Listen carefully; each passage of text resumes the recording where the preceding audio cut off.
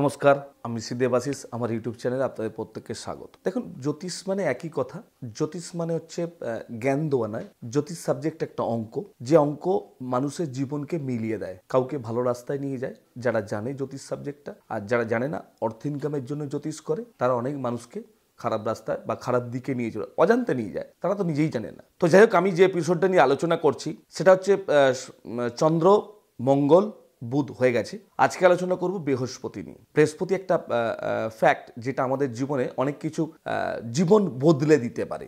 কেন বললাম বদলে দিতে পারে? কারণটা হচ্ছে বৃহস্পতি মানে অর্থের কারক গ্রহ, কারণ প্রত্যেকের এটা খুব প্রয়োজন। হ্যাঁ, অর্থ আজকে আমাদের জীবনে প্রত্যেকটা রক্তে রক্তে বলুন, শিরায় শিরায় শিরায় রয়েছে, কারণ অর্থ ছাড়া জীবনে কিছু হবে না আজকের দিনে। তো যাই হোক, অর্থটা আমাদের খুব প্রয়োজন হয়ে দাঁড়িয়েছে। আবার বৃহস্পতি দেয় জ্ঞান, কারণ আপনি যে অর্থটা ইনকাম করবেন আপনার জ্ঞানটা থাকা দরকার। কারণ আপনি অর্থটা রাখার একটা ব্যাপারে বলে না লক্ষ্মী চঞ্চলা, আপনি জীবনে হয়তো প্রচুর অর্থ ইনকাম করেছেন, টাকা মানে কারি কারি টাকা যাকে বলা হয়, কিন্তু দেখা যাচ্ছে আপনি শেষ বয়সে আপনার যে কি হাল, লোকে দেখে আপনাকে বলে এই দেখ এ কি ছিল, আজ কি হয়েছে, কারণ লক্ষ্মী চঞ্চলা। তো সুতরাং বৃহস্পতির একটা গুরুত্ব আমাদের জীবনে বিরাট একটা গুরুত্ব, যেটা বলে বোঝানো যায় না, কিন্তু আপনাকে এর এই গুরুত্বটা বুঝতে হবে। কারণ বৃহস্পতি অর্থ আপনার আমার প্রত্যেকের জীবনে খুব প্রয়োজন।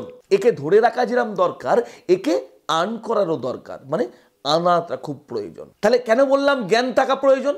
কারণ আপনি জ্ঞানটাকে দিয়ে অর্থ ইনকাম করতে হবে, জ্ঞানটাকে দিয়ে এই অর্থটা কিভাবে ধরে রাখবেন সেটাকে রাখতে হবে। তাহলে বৃহস্পতি অর্থ, বৃহস্পতি জ্ঞান, বৃহস্পতি মানুষের জীবনে গুরুত্বপূর্ণ ভূমিকা। বৃহস্পতির কালার কি? হলুদ। তাহলে এই হলুদ কালার আপনার জীবনের বয়ে আনে কি? সূর্য। আজকে আমরা যে কোনো স্টোন, যে কোনো পাথর আমরা পড়ি, সূর্যের রশ্মির দ্বারা কিন্তু সেগুলোকে শুষে নিয়ে আমাদের শরীরে কিন্তু প্রবেশ করায়। তাহলে আমার যদি বৃহস্পতি ভালো থাকে, আমি জীবনে একটা বড় বিজনেস চলি। তবে হ্যাঁ, অন্য গ্রহগুলো কিন্তু দেখতে হয়, বারবার বলি। আমার জীবনে যদি বৃহস্পতি স্ট্রং থাকে, আমি জীবনে কিন্তু একটা বিরাট অর্থের মালিক হব। আমার জীবনে যদি বৃহস্পতি ভালো থাকে, আমার জ্ঞান এতটাই হবে যে লোকে আমাকে শ্রদ্ধা করবে, লোকে আমার থেকে বুদ্ধি নেবে, লোকে আমার থেকে জ্ঞান নেবে। তাহলে বৃহস্পতি, আবার বলছি, বৃহস্পতি আমাদের জীবনে কিন্তু গুরুত্বপূর্ণ।